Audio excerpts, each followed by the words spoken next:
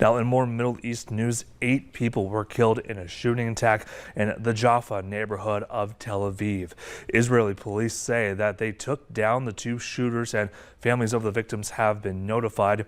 Footage was posted to social media and showed gunmen getting off at a light rail station and opening fire.